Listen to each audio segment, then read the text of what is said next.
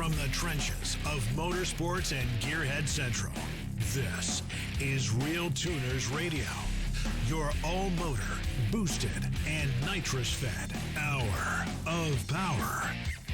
Now, here's your hosts, the Reverends of RPM, the Faction of Traction, John Bewley, Scott Clark, Bill Fowler, Scott Evans, Mark Dahlquist, Mike Perduto, James Short, Tom Sewell, Brian Barnhill. This is RealTuners Radio.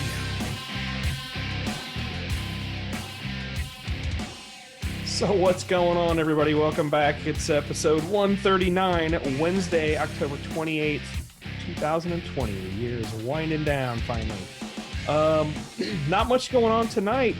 I guess we're going to talk a little bit about this latest supercar record thing that's going on. This SSC Tuatara that claimed they went over 330 miles per hour and promptly seemed to be getting debunked by a variety of other YouTube relative experts in that whole field that I don't really know much about. But otherwise, welcome aboard.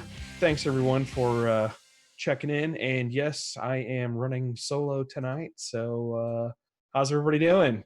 Thanks for showing up. Thanks for tuning in. Let me go ahead and hit the unmute button so we can hear what the other guys have to say. Unmute all. Everybody's there. What's up, guys? What up? What's up? What up? Wow, we survived an intro by myself. That's crazy. Cool. All right. If the audio gets scratchy, please let us know right away. Jason's not here. Oh, all right. So before we go any farther, how do we pronounce the name of this car? Tuatara. What? All right. I'm not sure what it was. Whatever you want to say. I don't. Somebody posted online that's called an I'm a liar, but I'm not sure that that's right. Oh, some shysters on yeah. that. There's a lot of interesting with. stuff here. If anyone wants to share some video or some thoughts on that, I mean, Brian, you're kind of the most well-rounded of motorsports. What are your thoughts on some this? of the videos? So, I mean, we'll start off by saying SSC's records have always been somewhat questionable. So back in the day, it was literally like, this looks like a kit car. Like it was finished like a kit car that a sorted car guy finished in his garage. And that was the biggest thing. It's like, guys, this like isn't a a production car. Like maybe the guy's second kit car or something. I literally walked up and grabbed my wife because she deals with production stuff. I was like, FMVSS, which we talked a little bit, which is basically the safety rules you have to follow to be a street legal vehicle. There's certain requirements. And I was like, hey, what is the production number that you need to get a exemption for? And I was like, we started talking about numbers that I'll get to in a minute. And she's like, no, they'll consider that a production car. But they can get a lot more exemptions because there's fewer cars and stuff like that. So, you know, we could argue the whole production car thing. And I guess while we're there, I'll say that. So they're saying we're only going to make 100 of these, right? Great. Amazing. Well, go back and look. Their last record-breaking car, they only sold 24 of. So, yeah, we're only going to make 100 of these. We didn't even sell 100 of our last one. Though? I mean, if you're being homologated 20, for like 20 units makes it, yeah. So, yeah, so this is 20 planned units makes it production? 20 built, yeah. So, yeah, I guess that's all you have to hairy. do is just say we're planning to build 20, and then that's it? Right. So that's the thing. They're claiming this record with a prototype. So technically, that was one of the other issues with the Ultima Aero. They did it with the first one they built before they built any production ones, and the prototype was significantly different than the cars they built. There's always arguments about this. Bugatti changes a couple of their cars, and while we're on numbers, the Bugatti Chiron, the new Bugatti they've been vying with the record for, they have, I think they're making 250 of those cars. They have, I'm not even going to try to say the name. I looked it up earlier because I couldn't remember what it is. Some French name. It's a very elite vehicle. $12.5 million. They're making 20 of those. Only 4 less than any car Ultima's ever sold.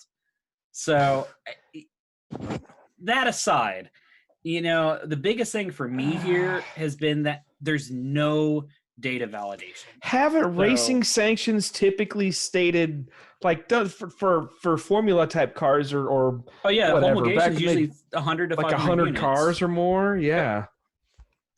And it varies, but that's to stop stuff like this happening, because to get the label production car, and we could argue about that, and at this point, it's considered a production car per Guinness records and whatever. The argument you could say is they have to build a certain number of these to validate the record. That maybe they could claim a record. Is this a Guinness record? They actually produced the production car. Was this SSC car a Guinness record? Well, so they've submitted stuff. The problem for me is there's an FIA standard for land speed. There's all kinds of standards for land speed. Everybody else has followed validation standards. SSC has, which includes having a third party. Includes having a third party do the timing, right? Okay, carry on. Right. Sorry, I don't mean to interrupt. That's fine. On top of this, so what they try to claim, this company Duotron, I'm probably butchering that name. Very high-end calibrated data acquisition equipment, but it has to be maintained. So they started posting, oh, this is validated by Duotron. Well, Duotron sent out a cease and desist letter and a secondary letter explaining, hey, they bought our equipment. We trained them remotely. None of our staff was on hand. None of this is calibrated. It's supposed to be calibrated day. This came out like 3 hours ago. This needs to be calibrated day of. And yeah, our equipment's very precise, but we can't validate that it was used correctly. On top of that, we've never even seen raw data of this to even validate that the raw data is even remotely valid, let alone that the stuff was calibrated correctly. So they released their statement a few hours ago, 6 hours ago, about, oh, well, yeah, the video's wrong because we overlaid the wrong overlay on the wrong video. So that's why there's a mismatch in data. But they didn't even address the calculations on landmarks. So the calculated speed, and you could have some argument there, but the problem is there's these questions and they've done nothing to validate their data. And as someone whose life is around data, and I've spent the better part of the last week doing data for another small car manufacturer, it isn't hard to 10 make times it more clear. cars than these guys. Exactly. It isn't hard to make it clear. And if it were anybody else, you'd say, hey guys, go do it. But SSC's always had this little bit of just questionability and like skeeviness about how they've done their stuff. So, we could stick them up there. I'm just surprised that no engine lasted for 2 passes. That's what my first question was. You guys know more on the Nelson side of things. No, I'm not saying nothing, man. I just, of course, what the hell? I probably will say something. Go ahead. I get it. No, like working with I don't know if I can publicly talk about. I don't talk have to tell you guys them who about you work this. for. Yeah, well, no, it's working with a car that is famous for melting Jeremy Clarkson's face. We've worked with a few versions of this, and I worked with the UK side and the US side. Am I allowed to say what that is? If we guess it, go for it. The Ariel Atom thing. I can't confirm. No, I can neither confirm or not. All right, sorry. Yes, they are amazing. Is on Top Gear, and now the show called the Grand Tour. Yes, we can confirm that. Okay. Yes. Yeah. So, like they also do a lot of other cars that I've been involved with. There's a company in the US that builds a lot of these cars from the UK for the US. There's a Land Rover based SUV that's really badass that's competed in Dakar, and I've actually been able to sit and drive that vehicle. There's another Le Mans type car coming over that's going to be a race car that we should be doing some validation on. So, like, I know how these small companies work, and I get it, but why wouldn't you bring in somebody from outside your company, and why wouldn't you just validate some basic data? And it all screams that it's just a publicity stunt. That, yeah, you want the record, but in the end, what you're trying to do is stir up some stuff about your car. It doesn't matter if they actually hold the records. It's if people think they hold the record. Right. That's what matters. And that's the thing. That's why the numbers are so important for me. They're releasing this whole limited, we're only going to make 100. Well, that's 5 times more vehicles than you sold of your last record-holding car. So it's not like you're making a production run. This is going to be the highest production run you've done. Right. So, I have that problem too. I've bitched about Ducati about that. Their Desmo Sedici, their super collector's bike, they made 2,000 of. I've owned Ducatis that they've only made that have plates on them that say they're one of 200. So, and to me, those, like, I ride those bikes. So yeah, it's a $10,000 bike, whatever. So Right. I think the bigger point is that homologation standards are set by sanctioning bodies who determine a set of rules. So you have to have 500, you have to have 250, you have to have 1,000. Those are set by the people that have set up a set of rules under which everyone else competes. And it's been that way forever. Yeah, and well, that's the only place that exists. So the point is, if you're simply saying you're going to be the fastest whatever, you either have a third party SCTA, ECTA, or something for land speed racing, or other organizations, the FIA, that will certify that your vehicles circulated Nardo at such and such a speed or whatever it is. So there are those standards. Now, then you get into production cars. Well, we're now in the world of what I call the world's greatest Ginsu knife. So for those of you who don't know, all those ads that run on TV, they advertise Ginsu knives or Gotham steel pans or whatever the heck it is. And then they haven't built any because they wait until everybody orders them and then they produce them and then they sell them, which is why it takes 6 to 12 weeks for delivery. Never mind COVID. So the point of an exercise like this generally is we're going to build a one-off. And if we can sell and get the money from people to build 25 or 100 or whatever, then woohoo! The only people that actually get to do that in real life and actually sell them are like Ferrari and other people, because they can do those limited editions. And if you don't buy each new one, and I know some people who do that, then you don't get to be on the new one list. But that's rare air. Everybody else is competing for the attention of people with more money than sense. And so they have to come up with a stunt like this. Yeah, and I guess I've seen a couple people mention, they bring up Carroll Shelby and stuff like that. The guy that owns this company's name is Jacob Shelby, with zero relation to Carroll Shelby. In fact, they'll say Shelby Supercars, but it's SSC, formerly known as Shelby Supercars, because they're not allowed to use that name anymore. Right. Which doesn't mean that they don't share maybe some of the DNA of the other companies, but hey, who knows? Small production companies have also been known for years as a difficult credit risk if you're a provider to them. I'm not naming names. Yeah. But the bottom line is there's a lot of companies named with an S in their name that have been complicated commercial relationships. So I didn't say anybody. I'm asking. I didn't say. I name no names. But the bottom line is yes. And so those kind of companies are on, you pay in advance for product, just to give you an idea, pay in advance. So the bottom line is people at the cutting edge sometimes have cutting edge financing. We'll leave it at that. But the real question for tonight's show is this a legitimate record? Did they really go out and do this? Or, as the critics have claimed online, did they fake it up? Okay, so what's the breakdown? Followed the Facebook post on this. So I have an opinion, but you guys can weigh in. The first YouTube video was the Shmee guy, who was apparently a well-respected individual in there, and he said, "Well, hey, look at the time." First off, he took the video, and it's a 30 frames per second standard. The video is a pretty standard media file, and he looked at that, and he's like, "Yeah, this seems right. Nothing seems unrealistic about the motion, but take a look at the time between these two very easily identifiable points."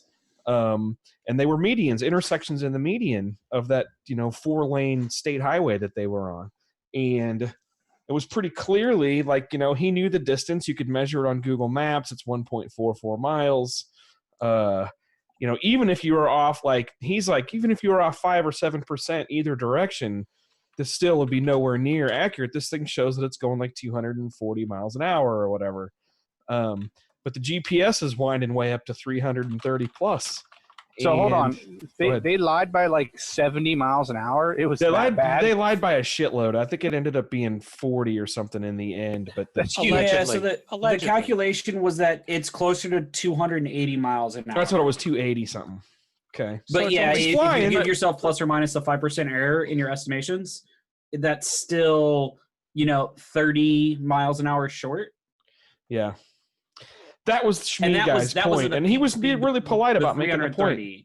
So. He's like, hey, man, I'm not saying the car didn't do it. Just can someone explain what's going on in this video? And also, you know, the Shmee guy was pretty cool. He was pointing to publicity, you know, stuff that the team running and building the car had advertised here, you know, and here's the tire sizes they're running, here's the gear ratio and the transaxle that they say they're running, you know, this engine to do, and they said the driver said he was doing it in 6th gear, not 7th, because 7th gear can't handle the power. So there has been some clarification there. Okay. So they were originally saying the car couldn't do that speed. There were some assumptions being made on what 6th gear ratio and stuff was. They've since done the calculations, and it is technically possible in 6th. I haven't looked at that data closely. I saw that they said now 8,800 RPM would get it done in 6th. Do they think that motor was spinning 8,800 RPM? You know, they said it's an RHS block. That's really what it comes down to here is you could play the whole, oh, we thought we broke it, maybe there's some issue, but a couple little points, the whole, as it came out and they just went to, oh, it was validated by this company. And then, well, no, it wasn't. You purposely kind of left this big gray area rather than, hey, guys, we've used this equipment, we're trying to validate it, rather than like, if you really did this, then, okay, cool, who do we need? Let's set it up, let's set this up again and go run it again. Then they grayed out the tachometer on the dash, too, in the video.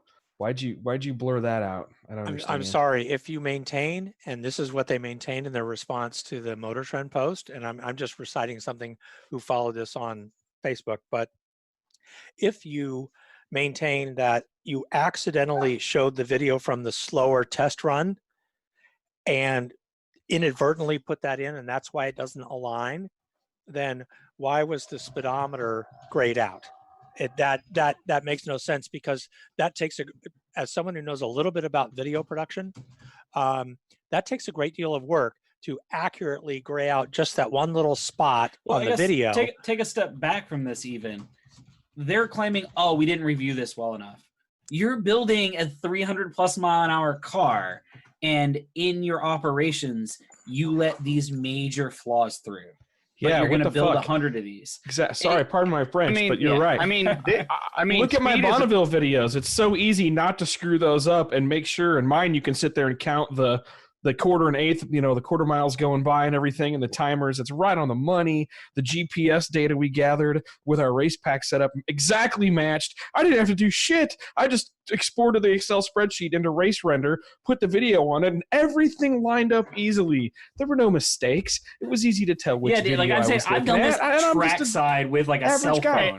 My question is, figuring out mile an hour is pretty basic. If you can't figure out mile an hour, do I want to go in your car at 280 miles an hour? The relationship between time and distance and speed is like, really well understood. You can't sync something up better than some track retard, and I'm saying this about road race guys, can do on a cell phone, but you can calibrate your highly accurate GPS equipment you use to validate this record. And that's, you know, we can sit here and make fun and poke fun at it all we want, but it really just Brian, comes down if you get us a lawyer letter sent here, you're going to graduate with your brown belt, man. That's great. It'll be nice.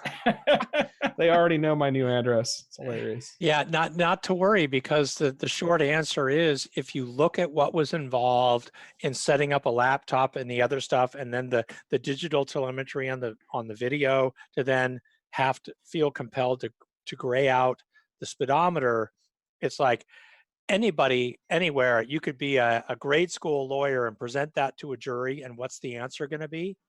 So again, we're just pointing out things that have already been pointed out in videos that have been made I'm not saying it's fake or not. Yep. Yeah. I mean, if they really thought this was true, they could very easily show the car data, another GPS, and then show the RPM and, you know, all the gearing and the tire size. It's pretty easy to calculate. Even if it's off by a little bit, you'd still be within a margin of error that's better than 40 miles an hour. You know what I mean? Like, come on, that's pretty basic. Yeah. No, you can't tell me you weren't logging engine data on a run like this. Their online answer on Motor Trend said that they also had a helicopter shooting it from above, which means you would have a third-party perspective from video from the helicopter, so you could look at those same medians. Yeah, we're not going to see that, boys and girls. But the point is, in their response, they introduced the source of the thing that could disprove them. So we're not going to hear any more about that. My bet. Lame. Yeah, like I hate so it comes back to me. I hate that it's causing so much controversy and BS because from an engineering and a design standpoint, this should be awesome. Like seeing small manufacturers do this and be able to do stuff like that.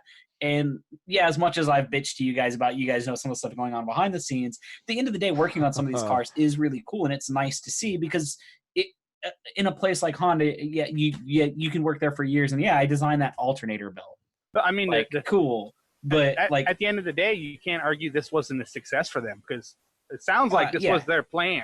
You know what I mean? Their plan was, okay, let's say we broke the record, even if we don't, and we get a bunch of publicity. Look, we're all talking about it. I mean, right, and that's it. Know? And I guess the problem for me is now it makes all these guys like, oh well, like it's kind of discrediting small manufacturers and what they can and can't do. And this car looks a million times better than the SSC, the Ultima Arrows. Yeah, that car there. So check that out. That's one of our listeners. One of our listeners just messaged me that picture, and that is that's in a private collection he maintains for somebody. Okay. I won't say his name. Just a good buddy of ours. He's been on the show before. He's like, yeah, this is one of their cars in a private collection. I'm gonna ask him. So was it? And they're definitely neat stuff. Or is it a kit car? But like, well, so that's the thing on these. They look. Free publicity. Yeah. That's all it is. On the older ones, if you've ever been close to a Factory 5 GTM or one of those guys, they look similar. Yeah, the surface finishes. The surface finishes aren't good. Whether it was intended or not. Yeah, you get some interesting body work, some fitment, stuff like that. You know, and the speed and stuff is cool, and the engineering is cool, but when it looks like a kit car, yeah, any of us can, like, we've all, I mean, why don't we start putting drag cars in this if we're going to allow stuff like that? But I mean, I'm okay with the production numbers. It reminds me of Vector in the 80s. It's interesting. Yeah. I actually know the guy that founded that a little bit. Those guys were super good at hype before there was they were before there was an internet. Hype. They were hyping. Yeah. I remember their magazine was like, does 240 mile an hour, and it had an asterisk that said proposed top speed. You know what I mean? Yeah. That kind of bullshit. Dude, that car, that was one of the original video game cars, man. Yep. Video games, yeah. Oh, so we round the circle. That's good. What else do we need to talk about on the SSC? Anything? Do you think? Man, I think it just comes back to anything you do. Use your data, man. Where's JP DeLisi was talking? Man, I should have had him on. JP was talking about, man, listen, that's 1,500 horsepower steady state out of that RHS block. He didn't think that was the right build for an engine to live at that power level. They said what, like 1,475 flywheel horsepower required to go that fast? That is one thing I will agree on, because I came up with 990 on the Salt for Lee Cecilio's 69 Charger Daytona, which is and it was a very aerodynamic blown gas altered version of the 69. And to go 288, it took 990 at the flywheel. So I could see with their aerodynamic drag increases with the cube of the speed. So correct, but we also they had about a third the frontal area we did though. So it all kind of lines out pretty close. I believe that 1470 number at the flywheel. And I question this, did they use a strong enough crank to do that? Because I tell you what, this kind of racing on highways are rough. It doesn't matter how smooth you think it is when you're going 130, 140 in your street car or whatever. When you're going 220 plus, they're rough. Keeping the tire on the ground is hard. It's like driving through tire shake on a drag car when you're trying to apply power. So I'm just curious. Yeah, and I know what Koenigsegg does on their drivetrain controls to keep that thing under, because they did their run at the same stretch of highway. So this highway's been used for record-breaking runs before. But I know what engineering goes into the Koenigsegg, and I don't know as much on the SSC as far as their control scheme and stuff like that. But go back again. If you can't set up your data, your GPS, how can you set up your other shit? Right. I mean, who screwed that up? And we can say that they put the wrong engine. Maybe they have one of those shitty engineers, and he had one job and he fucked it up. But They were blaming the video company. Their guys were taking the fall. Oh, they put the wrong video to the wrong data. right, and that's none the of that part that matches really up. rubs me wrong. Is That every doesn't time this match has up. happened with companies like them, it's all, well, it was this and this and not really. It's like, just come out and say, hey, look, there's some questions about it. We get it. We're going to work on this and we'll validate it. They're not Own going up to to that there's validate some any. confusion. They're not going to They're not gonna validate back it up. anything. Well, that's the point. That's what If I'm this was getting at. legit, they would validate it. And Exactly. that's my point. Is The whole point was the dog and pony show. Yeah. Yeah, Yep. validation would mean going back and actually doing it in reality, which may they not happen. shouldn't. Did anybody notice the difference in, now again, camera mounts and blah, blah, blah, but the in-car of the Koenigsegg was so much smoother than the in-car in the Tuatara. And given, Because one of them was using a GoPro and the other was using like $80,000. yeah, that's If entirely if you know possible. any of the stories about Christian von Koenigsegg, everything has to be absolutely perfect on that. Yeah, it was just really interesting to watch that. I mean, it was like, one's like, and the other's like, smooth. It was just fascinating to watch. Anyway, who wants to talk about 6-liter single turbo LS motor builds? Probably every Oh, those single are fun. person listening Right right now. No, they that makes the don't. perfect segue. I'm sorry. Translation: Bill's got to build a LS now for some friends. Oh no, Friends no, of the show. Bill. Let's be clear now. Bill is not building an LS, but Bill has a very good friend who's part of our Big Hat family, who is doing one of the cooler projects I think in the history of man. I'll explain this to the audience at large. So a lot of you know that we've been running Drag Week for a very long time, and one of my very best Drag Week buddies and longtime buddies, Brian Rock, who runs the famous Mayfair Maze 65 GTO at the early Drag Weeks. He won small block power adder. Small block NA. NA, sorry, the 06, first year. yes. That's right. The very in first one year. of the more epic battles with Mike Crow's wedge-powered Barracuda. Any event, went on to win a bunch of other things, including a Wally at NHRA. I mean, built some of the coolest, finest running real driver streetcars. Anyway, at Drag Week 05, Brian attended with his then 5-year-old son, Dean. None of us thought that was a good idea, but it turned out great. His other younger son, Jack, did not get to go to a drag week back in the day, although they did get to do later a drag weekend.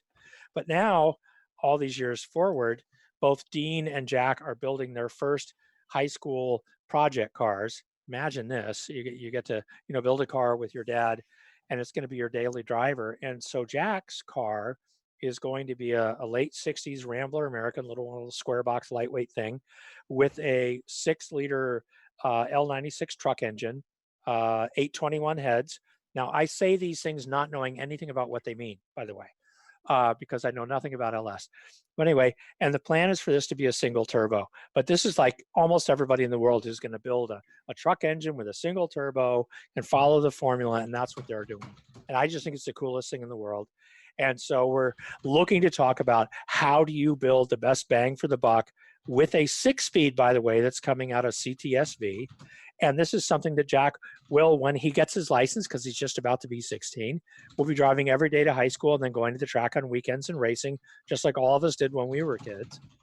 And so now, how do you build that to make the most power reliably and do that?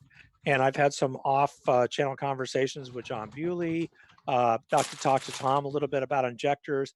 And I'd love for all you guys who actually know about this stuff to feed into what's the right formula? How do you do this? Everybody talks about doing this. What's the best way to do it? Well, half these guys are going to say leave it stock and just cram boost down its throat. Yeah, I'm not that junkyard. Come on. Yeah, me neither. I'm not that junkyard. I'd ring and bearing it and put some cam bearings in it and be nice. Even if you're going that deep and you have the money, a set of pistons and rods is like $1,000, $1,100. You're not wrong. Why wouldn't you just put those in there from the get-go and not worry about it? So I can fill in a couple of blanks. So they have gone through it with basic machining. Again, this is the goal here is to try and build this on a high schooler who works part-time budget. So they went through the short block that they got a hold of. They're putting main studs on it, so they're line boring it to keep the bearings square and clean. Right now, it's still going to be a stock rod, stock piston deal. Got a set of 821 heads, as I mentioned, stock Which valves. 6-liter is this? This is an L96. It's an iron truck block deal. So that's the Gen 4 square port Yes. variety. Yes. Yeah, that's pretty solid from the get-go. Yeah, and so they're going to put head studs on it. The things I know about, and they'll probably post some notes because I know that I saw that Dean was on and Brian was on. They've got a set of TFS springs with steel retainers, stock valves. They're putting the roller trunnions in the stock rockers. I think that's a Bewley approved deal. Yep. And the engine came with a Summit Stage 2 cam. I don't want to get into the politics of that, but that was part of the acquisition. Brian is the parts manager for a well-known family of GM dealerships in Central California, so he does get exposed to good deals from time to time. So that's how this all kind of helped come together. So let's not argue about the camshaft for the moment, but it's up in the air on turbo. It's up in the air on some of the other things. Tom's weighed in and suggested a set of his 1300cc injectors. And what else are the key things for making something that is a real driver car, as in go to the track, put on the race tires, do that, and then drive it home and drive it every day? So my opinion in keeping the stock bottom end stuff alive, larger turbine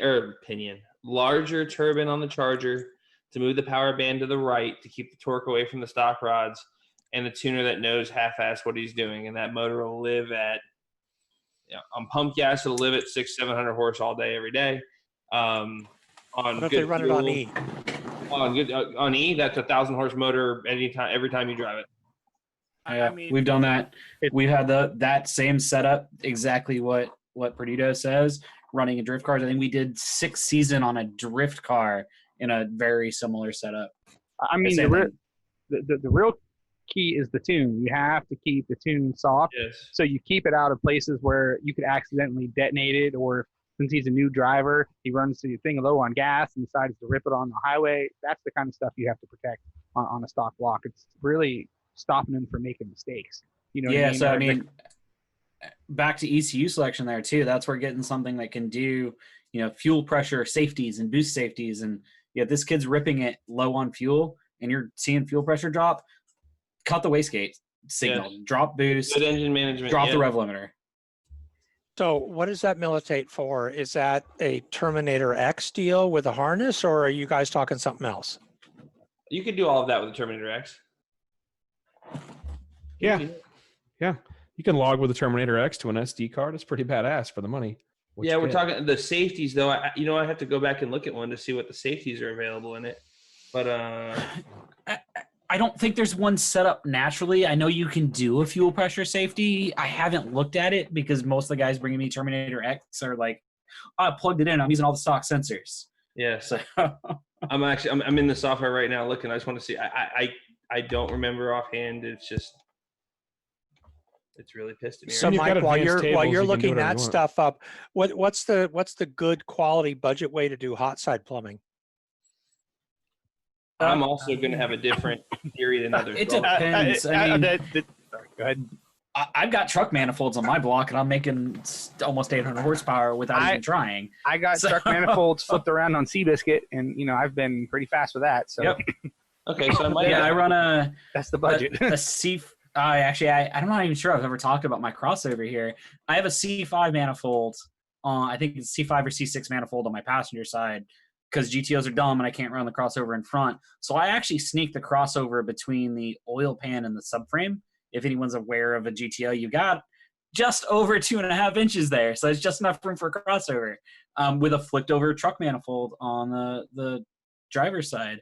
I will say, if you're doing the Holley cast single turbo manifolds, if you've got room for that big crossover, work really well. I've never seen them push super high horsepower, but if you're looking for something, if they're fabrication limited and don't want to weld a lot, that's going to get you the closest thing, because that's the problem with the truck manifolds flipped over, is you're cutting them, you're putting a V-band on, or you're moving a bunch of stuff all the time. So I've been 471 to the eighth on a pair of $100 eBay forward-facing turbo headers.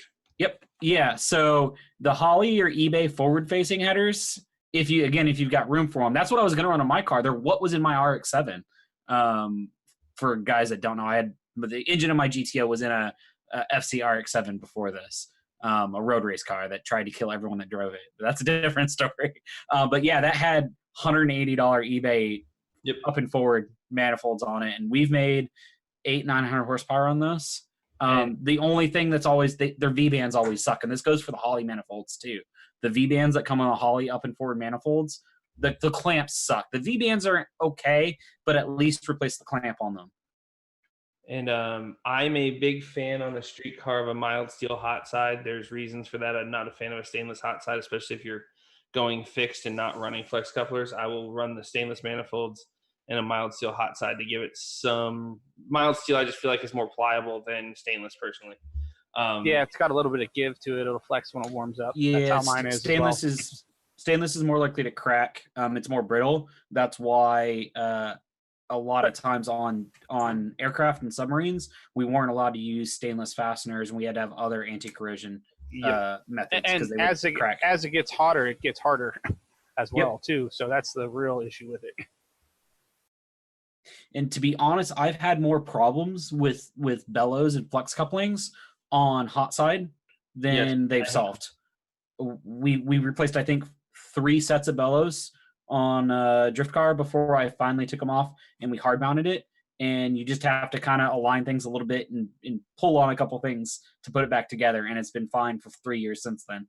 Yep. So ratchet strap will get it back on. Yep. Ratchet strap or a porta power. Pry bar.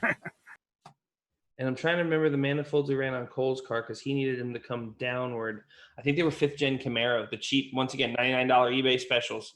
The 5th gen Camaro shorties came out, named down, and they still live to this day. You can put a 2.5-inch crossover. You don't have to have a big 3-inch crossover for what you're trying to do on that thing, Bill. Keep it simple and make fitment real easy. Yep.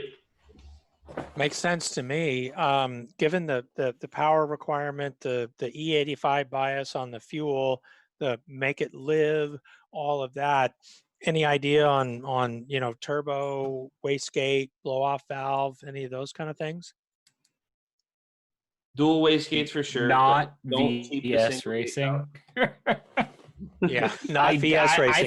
I threw one across the shop this week. So, did you see the one they didn't drill the oh my god, I can't think of it right now. The banjo bolt. No, the banjo bolt wasn't drilled. Like the actual fitting, like they never drilled the fitting out. So the line was hooked up, everything looks great, and they never drilled the hole, so the pressure was never making it to the gate. Anyways, but yeah, dual gates at least 40. This one's not that bad. And blow off valve, take your pick. Who cares? On a 6-liter, I would probably run something like a 488/96 or something on those lines. And you don't have to kill it and get something super special, but that'll make 4-figure horsepower without trying that hard. So along those lines, I know John and Forced Inductions are doing that new turbo series. Is that a good way to go? Yeah, the TDI, the 88-103 just made 1,250 horse about 3 hours ago. Well, you got to remember, this is a stick shift car. He probably doesn't need the 103. He probably needs to stick to you're talking with 1,200 horsepower max. You probably stick to a 96 turbine wheel. I'd put an 88-96 on it, call it a day. Yeah, I'd stick to the 96 turbine wheel. Keep the spool up, make it easy to drive, give him some more mid-range because he's shifting that thing. The more mid-range and the faster that thing spools, the less he has to really hammer on that thing in the mid-range, which is going to keep it easier on the rest of the motor. And that's probably, off the top of my head, please don't quote me in net blow, that's probably a $1,500-$1,600 turbocharger. It's not super expensive. Cool. What are the other keys to making something like that work, live, drive? Because everybody in the audience is listening to this and thinking about how can I duplicate this? And yeah, I want that kind of power, but I think the key on this is, and this is old school, it's like drive it every day and then go to the track and click the keys, turn the knob, embarrass people. What else is key in that kind of stuff? You pretty much got it, man. There's no nothing exotic, nothing hard on these builds. I mean, pretty much. Yeah, everyone wants to talk about all this, like what it's just don't Stick be to an the idiot fun- when you're building it, and be put a smart when you're tuning it. Put a quality air-to-air intercooler on it. If you're going air-to-air, put a good one. Yeah. Don't put an eBay 3-inch core on this thing and then go, gee, why are my IATs 170 degrees? Put a quality air-to-air core on it, and that's really it. I mean, this is the quintessential KISS build. Just keep it simple, Yes. stupid. That's really the answer for this one. Keep it simple. So quality air-to-air intercoolers, what are the names people should be looking for? There's a bunch. I'm a big fan of No Corners Cut Fab, NCC. I've run a lot of his stuff with very good results, but there's a lot of really good guys out there, man. Anything else? Because I realize this is a KISS build, but every time I read about this and then I see people online, oh yeah, we just pulled it out of this or we did that, and suddenly something didn't work because we forgot to file the piston rings. Is this It's a square is this port a head, stick right? shift car? Yeah. I forget about that this part. is a 821 head, if that helps. Stock valves, aftermarket springs, and steel retainers. That's already in the build, but the other parts are still open to recommendation. 821s are the LS3 heads. Correct. We'll keep a stock LS3 intake manifold on the thing. Yep. I mean, they're reasonably priced. They work really good for what he's trying to do. No reason to stick a high RAM or something crazy on it. That's exactly what that thing is going to want for it. Bill, this is going to be hard to say because it is as easy as everyone makes it sound to me. It really is. It's pretty idiot. This is like an idiot-proof kind of build. The dumb stuff, 2.5-inch hot side. You're going to be like, oh, I should put 3-inch pipe down there. Don't do it. Just put it 2.5. I've done 2 1/4 and made power on it before. I don't recommend it, but no. 2.5-inch hot side will make the turbo light faster. It'll drive good. It's really not hard, dude. Again, you're talking to somebody who is into the self-flagellation of running a big block Ford. So all of this stuff is like, I know nothing. I'm an idiot, but I'm working with one of my best friends who's been around this, who is very diligent, very smart, and his kids, they're learning how to TIG weld. So they're going to be able to TIG all their hot side stuff at age 16 and 17. So back purge the pipes so the sugaring doesn't come off and go through the turbo. Okay. Because I've seen that when guys first learn to TIG weld and they destroy the turbo that way. And like you said, keep it simple. But like on the budget builds, we always see people, we don't need, we'll go with a knockoff wastegate or some cheap fitting here or there, especially on oil lines. Don't cheap out. Just a cheap build doesn't mean that you use China knockoff crap parts. We all know there's times when you can get away with a cheaper part and times when you can't, and times when you can kind of like go somewhere in the middle there. Just make sure you're spending the money on the right place. Don't cheap out on important stuff and just put some safeties in there. Or the whole, we're going to make 800 horsepower on a stock ECU with 0 safeties. That's where everyone messes it up typically. It really is simple. People just cut out in the wrong areas typically.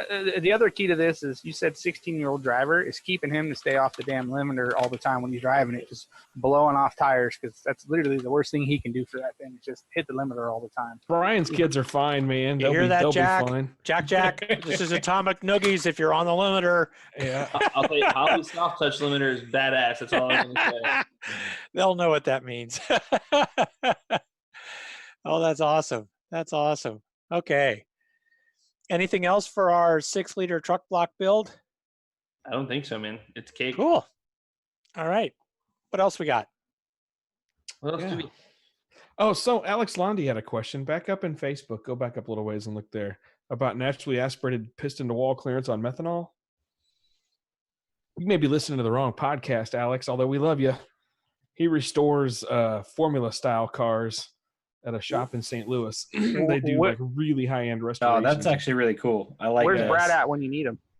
I know, right? For real. Mike Nagel's working tonight. Even Dahlquist can answer that question, but he's where? They're at fucking. Sorry, pardon my French. They're in Las Vegas. Dalk was just They're touched out to down there like an dinner. hour ago. They're and drinking like pretty 3,000 milkshakes. calories each. I know, and he's milkshakes. posting pictures of food. Yeah, I know where they're at. Those milkshakes are like 1,000 calories each or more.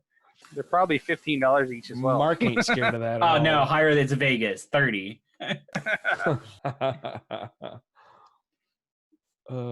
Yeah, Mark and Evans are traipsing around Las Vegas. It's empty. He's sending us pictures of empty casinos and stuff. Let's see what else. We should hold on to that question about NA on on methanol. That's an interesting I one. was going to say, there's a lot more to that question. Is it a water block? Is it a hard block? Water heads, dry heads? You know what I mean? So you need a lot more information for that, I think.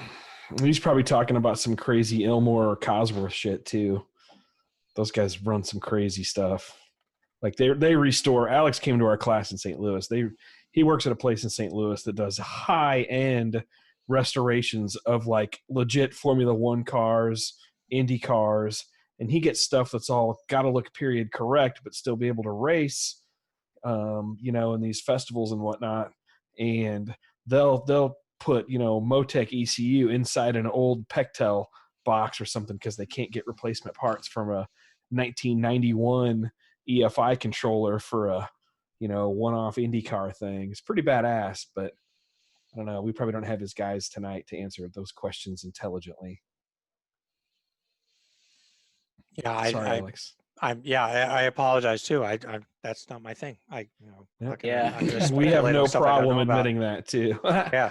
Don't have to guess. I'll tell you when I'm stupid to something, and I'm stupid to that. Yep. I will say this: change the oil a lot, and it's not the worst idea to run a vacuum pump. And heat. Yeah. Run Heat a it vacuum pump and drain the overflow tank every pass if it's that kind of deal. Right. Those are the only things I know about that. So I'll leave it there. What else we got? Questions? Anyone else? Don't make it a short show. Oh my God, there's lots of things here. It's like Jerry 3567. What about suggestions for other driveline components to keep Bill's buddy on the road safely? Oh, that's actually one thing. Is that a stick shift car? Yes, it is. It's a Tremec 6-speed out of a CTSV. I can't tell you the exact number specification. Okay. So it's similar to what I have in the GTO. Just put in a sprung clutch for one. Don't put an unsprung clutch in. That's going to start eating drivetrain components. That's probably one reason I've snapped some things. And that's usually my recommendation for anyone, especially a kid or someone that's might be harsh on the car, or bashing rev limiter or aggressive on the drivetrain.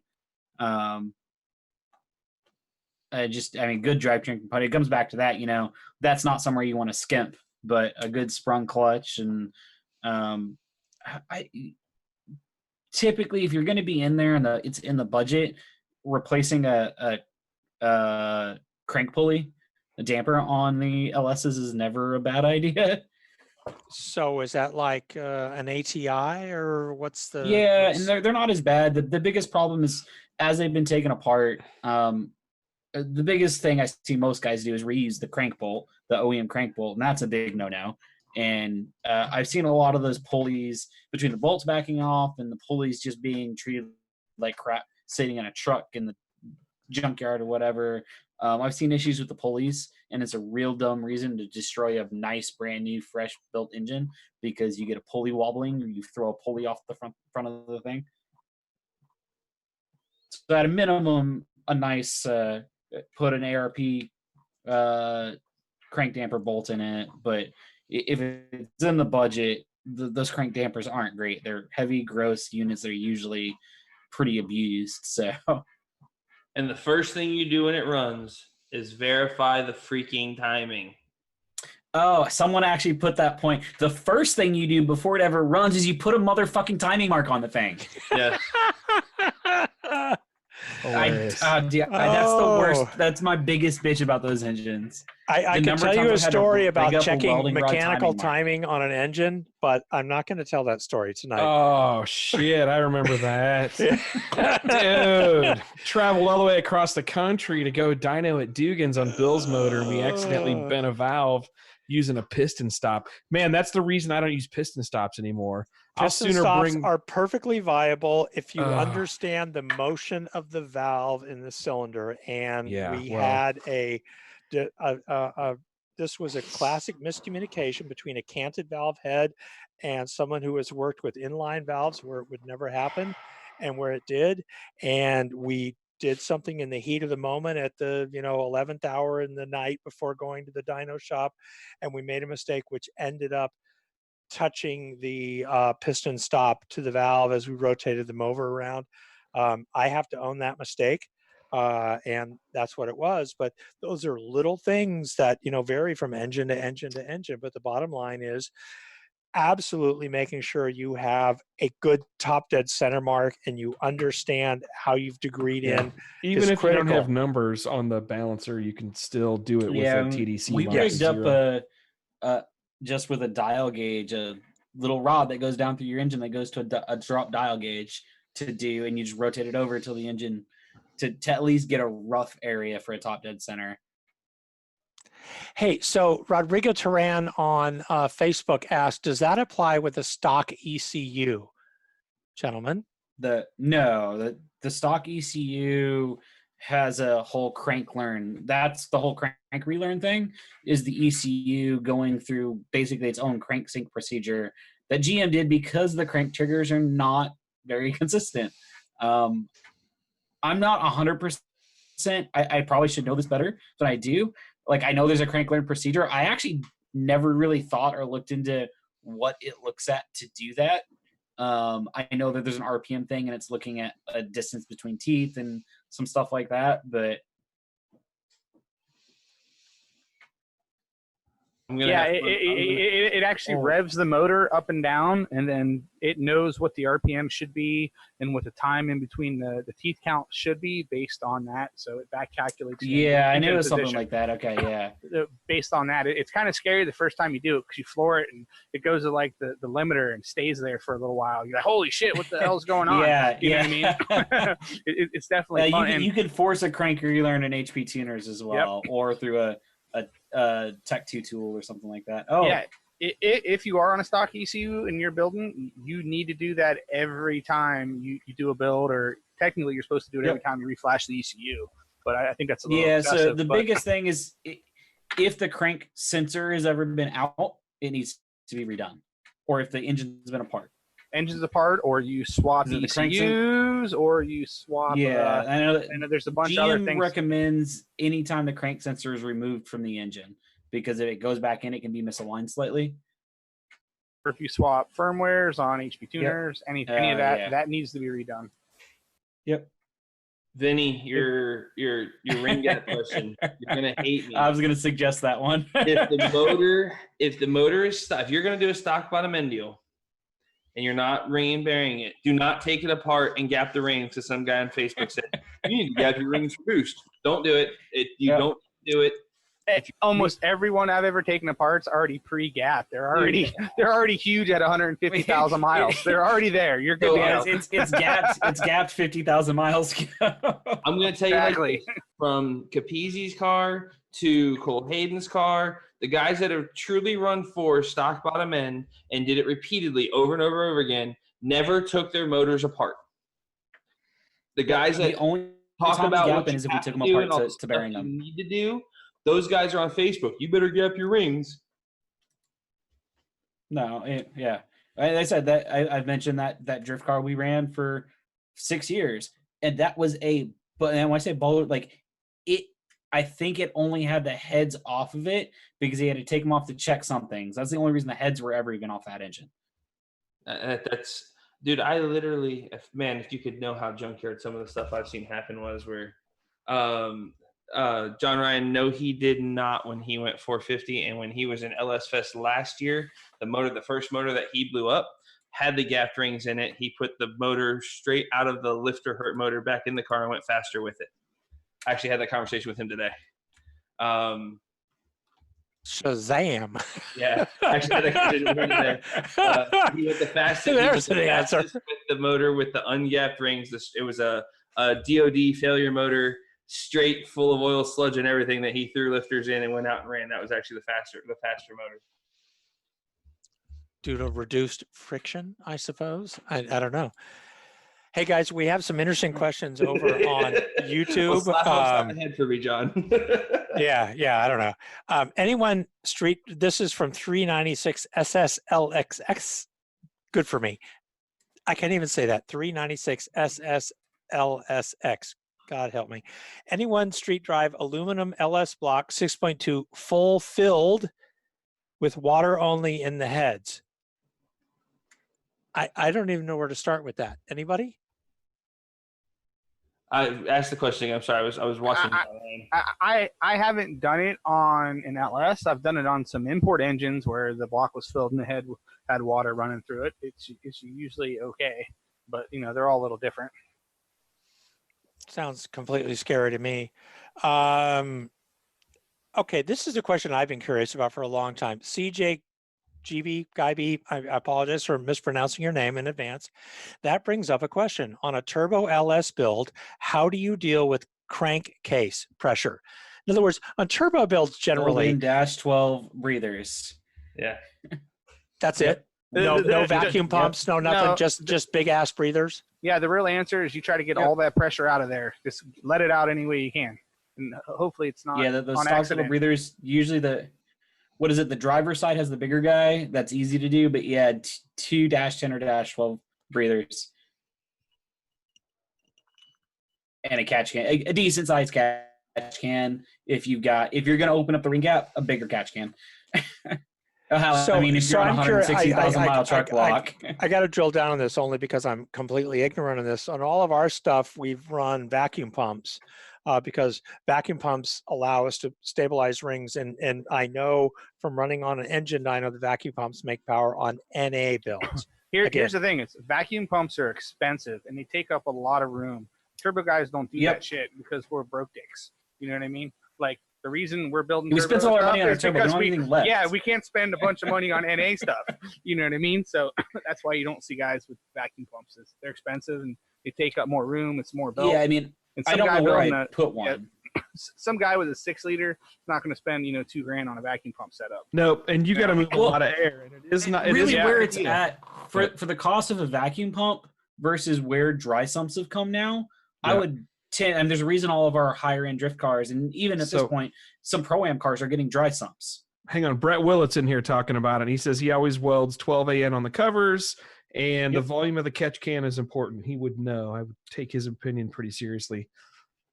On the big block, I run 2 catch cans just as and that's just an NA deal, but it turned out to be necessary.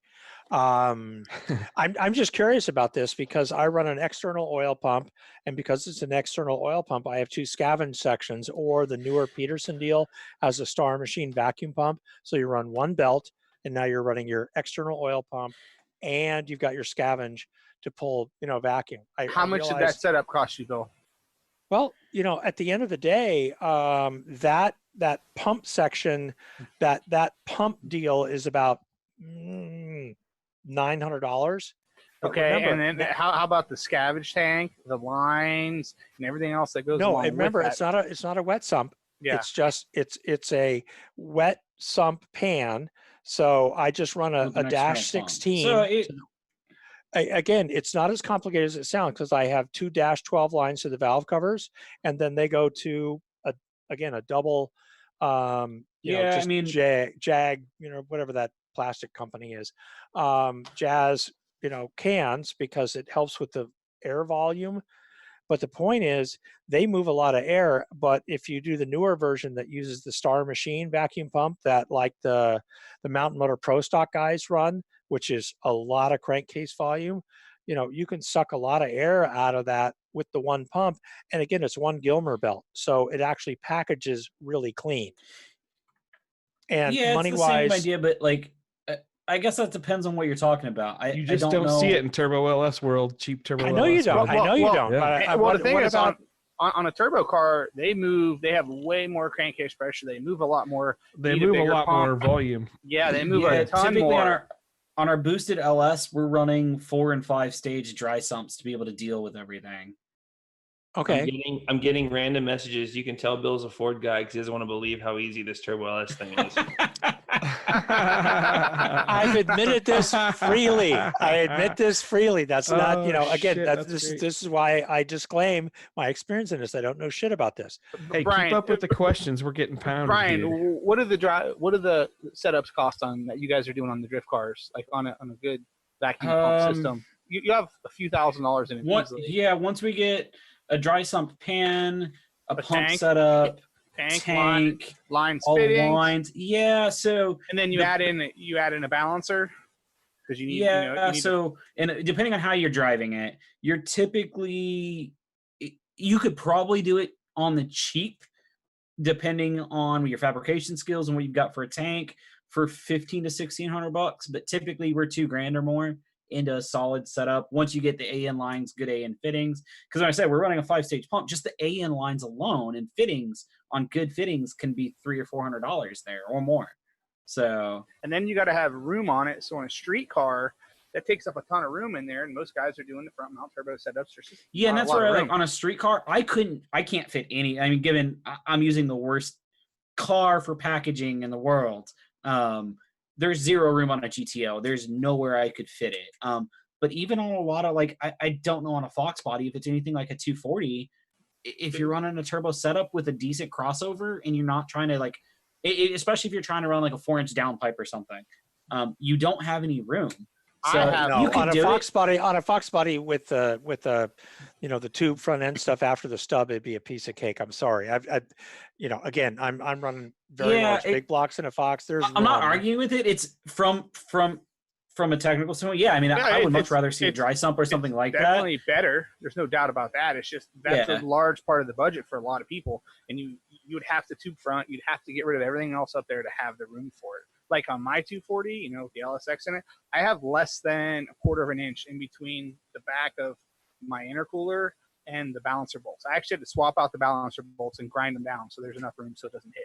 You know what I mean? Like I can't even change my belt without pulling. You need countersunk balancer bolts. I'm funning with you. I'm funning a little bit. You're not wrong. It's definitely there's some advantages there. I would have to sit and look at the numbers to see if on a turbo LSX you would need another stage on the pump to properly scavenge it. But it comes down to, where are we drawing the line on a budget build? On a budget build, weld some 12 ANs in, and I think you'll be ahead.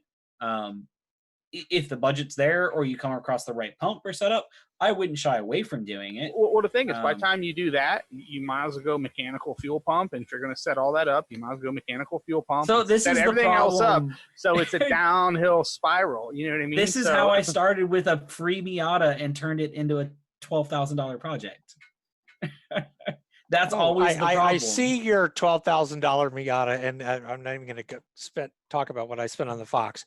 But here's the point. That's what I'm saying. Like even on non-dry sump, non-vacuum pump, I think when I added up just the lines to plumb my remote oil filter and my turbo stuff, I think I'm like $500 in on the GTO and AN fittings and lines and various stuff like that.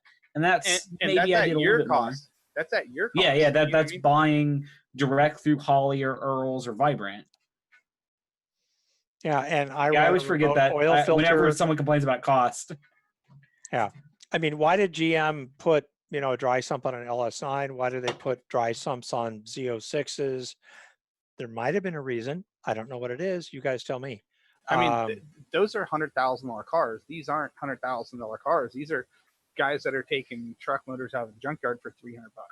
I get it. I get it. I just, I guess what we're saying is like, if the budget's there, absolutely great idea. It's a huge. But welding -12 ANs works great too. The only thing I'll say there, because I've seen this happen more than a couple of times, and I did it once, when you put the AN fitting on the valve cover, stay in the baffle, take it apart, put it in the baffle, because it really sucks when you're wondering why I'm getting all this blow by, and you realize that the angle of your vent or your AN line, you're just squirting oil into it. Yeah, those are all the details. You have to sweat the details. You know, You can do again, like a loop in your line, but then it looks like shit and it sticks really high. So yeah, all that crap. I mean, it's, you know, again, this gets down to discipline. And for me, it's always been a car that we have to drive cross country and then go race versus something that gets rolled out of the trailer, which is a totally different thing for a drag race application. I concede that. We've got so many good questions here. yeah, I mean, I street drive my GTO. That's a really similar setup to this. So, and I actually only have a dash 8 or 10 a.m. in my passenger side because I didn't want to pull the valve cover back off. And that's been in there for years. We have a ton of good questions. Let's try to plow through some of them here. I'll be the moderator. I have a mute button. What are you implying? Run through them, baby. Run through the questions. By the way, this episode is brought to you by Wild Turkey Rare Breed Rye. I feel bad. Sounds good. Four Roses, small batch. They didn't send me my shipment. I got water. Redbreast 12 because I'm having a taste off tonight between what I think are the 4 or the 3 best low-priced whiskeys you can buy, a rye, a bourbon, and an Irish, which I think will taste as good as almost anything you could ever have for reasonable money. So carry on.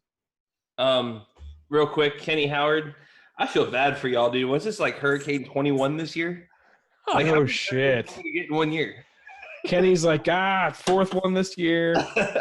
I'm ready to go. When you can just be like, it's just another one, whatever. I guess I'll go inside for this one. I live on the coast of Florida. This is supposed to be me. We haven't had one yet. You guys just getting hammered.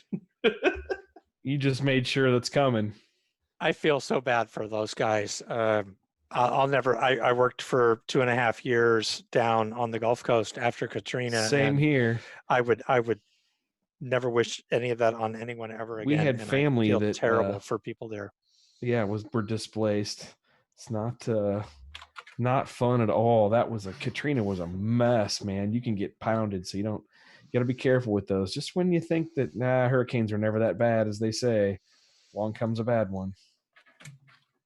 So yeah, we're thinking about you, Kenny, and your bees. Brett Willett posted some pretty cool stuff here. Read his response on the dry sump tank and how to vent it. There's a whole science to dry sump, and if you aren't working with, just to go there for a minute, if you aren't working with one of the major suppliers in the space, you need to be very specific to your application, everything from RPM, forced induction, NA, all of that. Those guys have been there, done that, understand where you need to be pulling crankcase and oil from. Are you pulling it all from the pan? Are you pulling it from the valve covers? Are you pulling it from the lifter valley area? And then how do you separate it? There's an enormous amount of science there, and people have been doing this for decades in IndyCar and road racing and drift racing and everything else. So if you want to go there and really do it right, talk to your manufacturers because they know how to do this. And I apologize for the dogs. What else we got? What questions we got? I can't see YouTube if you guys want to handle some YouTube stuff. Oh, on YouTube, let's see. We talked about the LS 6.2. There was this general question about building turbo LS and crankcase pressure, and I think Brian answered that with the 2-12s. Now the next question down. Wow, this is complicated. Dart LS next, 9.45 deck. Oh my God. 625 rod, 4155 bore, 440 stroke, 15-to-1 compression, solid roller, Frankenstein. Now we're going way off. Shoot. So can you guys look at that? What's the question about what to do with crankcase evacuation? On an NA motor, I'd put a pump on it. If you're an NA motor or nitrous motor, put a pump on it. Yeah, put a vacuum pump on it. Yep, put a vacuum. Matt Walter was asking while we're at it here, can we talk about LS dry sump setups? Did we catch Did we cover him? He was just asking, like, to get started, I think, what's a good pan? Yeah, not really. So, oh man, there's so many manufacturers out there now. It's hard to say. Really, it's going to be the one that has the pump setup that fits your application, because that's the thing. So many of this stuff for the longest time was oriented towards this might not be a problem for you, but just dirt track and drag guys. So, front mounted type stuff that just wouldn't work in our drift car setups, that was either way too exposed for us for risk of crash or something like that, or just not good for our setup, a lot of plumbing and stuff like that. So any of the main manufacturers out there, and there's even companies, Canton makes just dry sump tanks now that work really well. I've always been a big fan of their stuff. Full disclosure, they sponsored me and some of my buddies. Shane Whaley, they've always taken care of him, and I get the hand-me-downs. But I've never had a problem with it. So I have a hard time recommending one brand over the other because I've never used one more than the other. It's just making sure it's the pan and the pump that fits your setup, because that's always the problem with LS is we stick these in anything and everything. So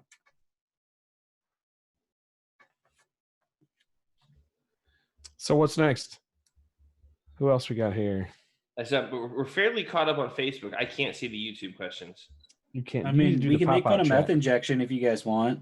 I just sent this picture to the group chat. The dude that sits here and brags about pump gas hero, spray bunch of meth, blows his intake manifold apart, and then blames the computer.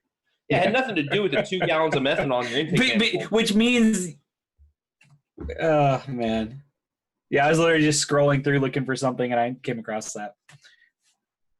YouTube is jamming. You guys noticed that since we started putting the chat up on, I don't know. I mean, I don't know if that's what it is, but all of a sudden there's like 50 or 60 people on YouTube, and there's like 25 on Facebook. It used to be the other way around, like just a month or two ago. I'm just Lembo's asking about on the turbo cars, the budget scavenge, the old valve and the header. We do it on the diesel stuff, and we will actually see vacuum in the crankcase sucking from the downpipe. Basically, we have the hood stacks in the diesel, so we'll put that valve in the hood stack on the diesel. You talking about those exhaust Venturi things? Yep. Vibrant actually makes a really nice one. Yeah. Yep. Yeah, we use them. Just make sure. I know some guys have some issues plumbing them in, and getting some weird stuff. Plumb them downstream of your O2 sensor, just in case you pull oily vacuum out. You don't want to spray that on your O2 sensor. They've worked. We've done it on a couple 240s, and they seem to work well. Sorry, I heard the audio just messed up, but Facebook's working. That's what Tom says. The audio messed up on Facebook. Okay, Facebook. I just checked. It sounds great. Okay. Tom sent a message. He's like, the audio screwed up. On a Roots style blower. Blow off valves with CO2 control. Why? Yeah, I mean, guys have done electronically controlled bleed valves, either with a vac actuated or CO2 actuated, or an electronic bleed valve. But why not just use timing to make it go? Yeah, I mean, if I'm putting a Roots blower on, I want the car to be dumb, for one. I mean, that's the point. That's why it's got a Roots blower. Yeah, I'm putting a Roots blower on it because I want down low horsepower. Like, that's the... Usually I'm wiring those bleed-off valves shut. So it's possible. It would work, and I've seen guys do it. It's how GM does it. GM has, I think they've used a solenoid-controlled, like a boost solenoid blow-off valve style. It's how the second-gen Ariel Adams did it, and I played with it, and then I got mad, and I told it to stay shut all the time. It works, but I would rather do timing or some other form of traction control versus just trying to bleed that off, because it winds up coming with its own set of headaches. Yes. Unless you absolutely really have to for some reason, I would investigate other reasons or other ways first. Aaron's asking about good fittings and good PTFE hose brand. Buddy, I and people might argue, once again, I'm a Russell fan. I like the Russell stuff. It works good. I use the Russell. I think it's the Pro hose. Yeah. And it's American made. It's good. It doesn't have issue. I believe it's still American made. I might be lying there, but yep. I don't have issues with it. It works every time. There's a lot of cheaper brands out there. The Russell stuff, and then the Earl's PTF fittings go together really easily. I've been happy with those. The Vibrant stuff, their PTFE stuff is nice and it goes together well. Vibrant makes a non-PTFE line that they sell as E85 safe. And I've seen it run fine on a lot of cars, but I've seen 2 that it didn't. So those are cars that weren't in my control. And there were some other questionable things there. So was when it really in doubt, hose is the question? Yeah. And was there one other piece of hose somewhere? So the biggest thing, people sometimes forget about the submerged hoses. And I see those break down and pull plastic in and stuff like that. So make sure that all your hose is E85 safe. But Vibrant, Earls, I haven't used the Red Horse PTFE. I've used their other stuff and I've been fairly happy with it.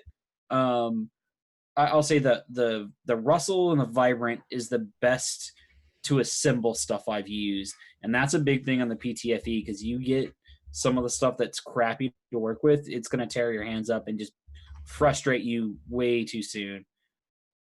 Okay, so good question that actually popped up. Dale was talking about the blower guy and blow-off valves for power management, depending on where the fuel is injected in the blower. And then James just brought it up in the back chat. Methanol injection and compressor or charge pipe and blow-off valve placement. Yes, a personal friend of mine, he posted online, so I'm not scared to hide it, Michael Carpenter, had a twin turbo LS on the 85, non-intercooled with methanol, and he was running a half-mile event or something along those lines, and when he pedaled the car or lifted at the big end, it caught the engine bay on fire. His methanol injection nozzles were actually after the blow-off valves, but because of the quantity of methanol coming out of the nozzles, the quantity of methanol and air charge, the air in the pipe actually reversed direction when the blow-off valves opened, and it blew methanol all over the engine bay. That is something, I don't know how to fix that, because, I mean, this literally reversed the airflow. So just saying put the nozzle after the blow-off valve doesn't solve that problem. So I don't know what the answer to that problem is. You need to make sure you turn the methanol off when you're fast, when you're off the throttle. I mean, yeah, it needs to be off as soon as you're off the pedal. You know what I mean? That's the best thing you can do. There's really no other. It needs to be off a little before you're off. How about we run the right fuel and stop messing with this bullshit? No, so that's my standpoint. That's an answer too, but I know that people get mad at us saying this, and it's like, well, but if you can't do it on the fuel, you can't do it on the fuel. It's a Band-Aid at the end of the day. And that's the problem. And hey, I got an idea. Let's have a commercial quick. Go get a drink. No, I'm just going to post this up before I forget. I don't have Jason's help tonight, but we still have a couple of seats left for the class next weekend after next, November 7th and 8th in Little Rock, Arkansas. So check it out, RealTuners.com. There's a flyer up here with more details you can see on the stream right now. Just wanted to throw that out there. But anyway, 10-second commercial. Now back to the guys talking about whatever. If you go to the class, don't bring Scott Clark any more Mangarita. He's Mangarita'd out. I'm burnt out on Margaritas. But thank you, everybody who brought me Margaritas. I've got some really hipstery IPAs here. I just realized I have my camera turned off. That would be cool. Again, but I don't know if you're into IPAs. This is like super. I feel super crappy and hipstery, but these are really good, and they're also 9.5%. But and it's one of the few IPAs my wife won't still. I made the mistake of getting her to like IPAs, so now she steals them. Okay, so here's a place to go. Wild Turkey Rare Breed Rye, Four Roses Small Batch, Redbreast 12. If you are looking to introduce anybody to the idea of drinking whiskey, I think you should start with the Redbreast 12. It is the best, most approachable, maybe the single best whiskey in the world. You better talk to them people about a sponsorship.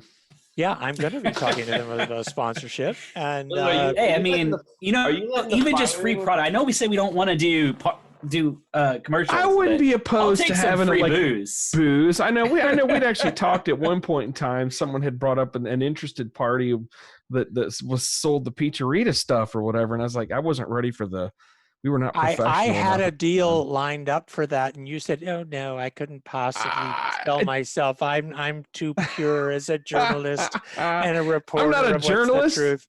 That's not. I'm just pure as a person, man. I can't stand being surrounded. Man, there's a lot of bullshit going on in the industry these days, and I. Hey, Bill, behind you, look out the window. There's a fire. Is there a fire behind him? No, I'm just kidding. It's always possible, dude. You scared me. Aren't you?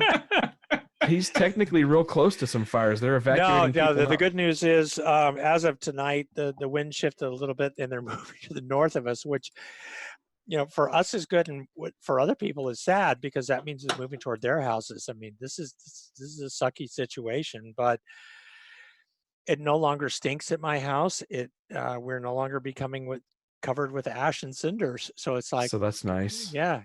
I was literally hosing down the sidewalks and stuff today because that shit was everywhere. So Hey, That's crazy. those fires will be out after next week. All those liberal tears. And COVID's Oh, Are you saying they're going to quit lighting them? Is that what you're saying, James? Not gonna light those yeah, fires Antifa's anymore? going to quit lighting the fires. Our That- three yes, that- liberal that could be a listeners are thing. going to tune Yes. out. That could be a thing. The bottom line is I was actually hoping over the next couple of days to be up in Las Vegas with our other members who are sadly missing tonight, Mark Dahlquist and Scott Evans, who are going to be dynoing Evans's completely batshit big block Chevy twin turbo deal. I was going to go up there, but we've got too many fires too close, and I can't justify leaving town. Sorry, honey. Good luck. So I can't do that. I told him he was going to possibly live stream it, but I told him we would at least get on remote and observe. I was going to fly out there as well and wasn't able to because I'm trying to close on a house that we're selling, which got delayed. Is a huge pain in the ass. Everything is a pain in the ass in this COVID times. I'm telling you what. Try to get tables and we got to chairs close for on our class. refinancing Friday, and they're making us be there in person. Which I was like, really, the one time I have an excuse to not be there. Right. Like, Seriously, they're making you be there in person. Wow. yeah, be like- we have like a really small credit union, but Send a courier over for $50. Like, yeah. why? Wow. On the other hand, you're probably getting a 30-year 2.25% mortgage or something. Oh so yeah, it's good on you, we're man. absolutely insane. So Yeah. like we're Go saving. for I it. forget what it comes down to. Well, and then we put all of that money right back into daycare. But at least we break even. I don't have to feel as bad. So I'm at the point, without getting into financing and stuff, isn't a finance, but I'm at the point where my mortgage is so low, an IRA pays me better, so there's no point in me putting extra at my mortgage. As right. And we talked about that. I forget it was when my buddy was buying a new truck and stuff when we first started running FD, and they had the ability, and they sat down and they taught their financial advisors like, look, like the money in the bank or money invested makes you more money than your interest on this truck.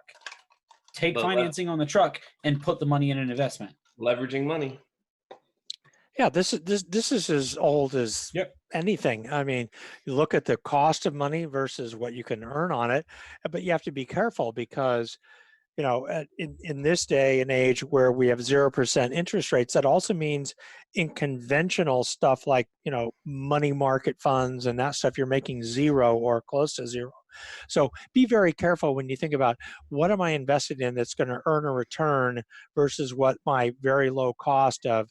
But the bottom line is right now, cost of debt, which is why every company in the world is leveraging their ass up to their neck, which could come back to haunt us. But bottom line, including the United States, It's cheap. bottom line, you got to consider it, and you'd be a fool not to. That was off topic. Financial advice with William Fowler. Yeah. Hey, it's seriously. What do we got for questions here? Brad Borda, I think his question was answered by Dale Heiler. Thanks, Dale. We got to get Dale on here now that he's done a couple of Nexus installs. Hey, He needs to convince me. Speaking of future guests, and without getting into, in case we don't want to do it, have we had an oil or consumable guy on here yet? I forget, dude. It's been so many back. Yeah, we had Lake Speed on here twice. Yeah, we had Lake on, but now Lake has decamped for the Total Seal guys. Right. So we could find a new that guy, or we could have a piston ring session with Lake, who is just awesome. Yeah, Lake's fucking amazing to have on here. Pardon the shows he were on were absolutely awesome. Yeah, they were awesome. Go check out the Lake Speed Junior 2 shows that we had with him. He was killer. So those are worth going back and listening to. Or we could have him on. By the way, Scott, I'm going to send you a video I shot at PRI last year with Lake. He had been at Total Seal for about 3 weeks. But since there is no PRI this year, I have some PRI last year content that we should share with people. We can put it up on the website. We could do that. To do that. But yeah, that would be a good thing for piston rings. I don't know who would be the next new guy to talk about oil and oil testing. I'm working on that right now. That we'll talk about that afterwards. Jason Ruckert would know. If not, you could talk to him. He's the guy at VP, but he would know who to talk to in that space. You know, I'm looking at a couple of the questions that are going through on YouTube. And once again, Jerry 3567 is talking about cool tools, which I love those things. We have a couple of those at our shop for AN fittings. I think it would be interesting to have a conversation, and we could go with any number of possible suppliers, Earls, any number of those guys, to talk about what's the real deal on fittings, crimp style fittings, now that everybody's into PTFE and all the stuff you have to do for that. What's the best way to plumb and manage plumbing on your race car? Does anybody think that would be a good idea? If you think so, tell us either on Facebook or YouTube, because I think that'd be worth having a conversation about, not just cool tools, love that stuff, but also what's state of the art in terms of what plumbing to use, how to plumb it, what sizes to use for different things, and how should they be lined, especially on the fuel side. Anybody else think that's a good idea? I would totally be, yes. Wiring and plumbing, which we've had the wiring stuff, and plumbing is, you guys know I know William Fetcher with the RX-7. He's a plumbing guy, and plumbing is an art, and how to do it is a science. And he's got that stuff figured out. I mean, it's what he does for a living. But yeah, if we had someone we could lean on for that, absolutely. I mean, I've seen some cars where they're plumbed, everything should look nice, and they don't. And then you look at other ones, and they're just a work of art. There's just some guys that can just do it.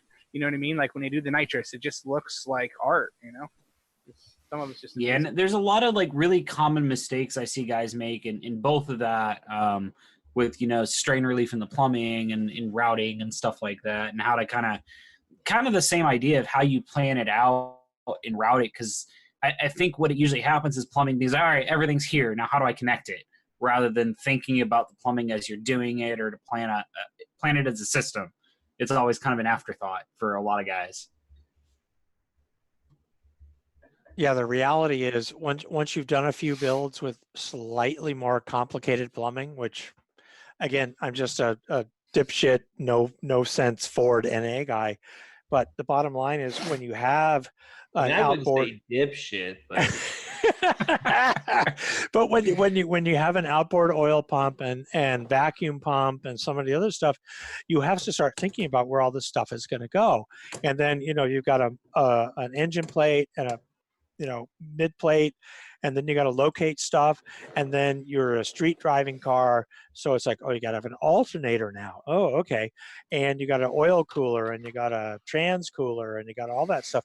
Plumbing becomes a big deal. So yeah, I think a plumbing guy would be a good show, because I'll be embarrassed for how much I don't know. We can do that. Heat shielding on your plumbing on top of that, and how to do that properly, and what works versus what doesn't. I mean, that could probably be a whole show in itself even. Yeah, and especially, Brian, because road race stuff is much more difficult. Drift stuff is much more difficult. Drag racing kind of get away with a lot of stuff. So street stuff especially, like that's where I see a lot of stuff in swaps just getting burned. And like the biggest thing for me, I see the go-to is everyone just slaps that gold tape on everything. And I hate the gold tape's great, and I hate it because I see it used wrongly more than almost anything else. Then everything ends up sticky because it all melts off and gets all over everything, and then it's to work on. Guys make fun of me because I strip down harnesses wearing gloves, but like this diesel harness that's sitting on my bench now is gross. But like it's most people like that stuff. I'm mildly allergic to most of that adhesive and stuff like that. It's not bad, but I don't want to go home with my hands looking like diesel oil and being itchy and splotchy and look like they've been stung by bees all day. Well, and you don't want to pick up your daughter with that stuff on your hands. Right. That's totally understandable. Totally understandable. Okay, so we've got some good ideas for next show. Anything else? I was going to say, I wonder if we could get a coatings guy on here. When that'd be awesome, Darren Morgan was on here, I thought it was really interesting. He was talking about how the coatings change the thermodynamic properties inside the cylinder, and it really changes a lot. So I wonder how many people are doing bad coatings and stuff that are actually harming themselves. You know what I mean?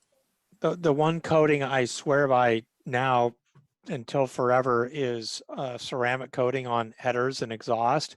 But again, that's just my experience, but it just makes everything live so much better and work so much better and not burn so much more. But I think it'd be good to have somebody who actually knows about that stuff. So what do you guys think? Who should we get? What kind, or are we talking piston coatings? Do some suggestions. Yeah, so I wouldn't mind. I think if you want to get both, because coatings Mike, in general are, like, even on the exhaust side, is widely misunderstood of what works, what doesn't, and why you would do it in somewhere. Mike Panetta from Diamond would be a huge resource on the coatings thing. That's a good call. Yeah, actually, Talk to Mike. Okay, so do you know Mike? Mike? I do know Mike. We can reach out. Yep. So listeners, tell us what you want to hear or what you want to see on the show. Give us some guest list ideas. We need to change things up. We can go fishing for you. What do you guys want to hear? We need to move things, change things up. I love podcasts, and I think I'm gonna do this forever, but we need to make some changes, do something. Not that we're in a rut or anything, but make some suggestions and who you want to have on here, and if there's some different format changes you want to see, let us know. Cool. All right. Well, I can take us out then. Let me see if I can do this without screwing anything up. Darslaws. Are you kidding me? What did he say? Fowler for president. Yes. Oh my God. Darslaws for president, man. Yeah, have you seen his collection? For president. Yeah. Hell yes. I was so thrilled to meet the guy at Rocky Mountain Race Week. Same here. Cool nice group dude. of people. Very He's been cool to the group of classes. people.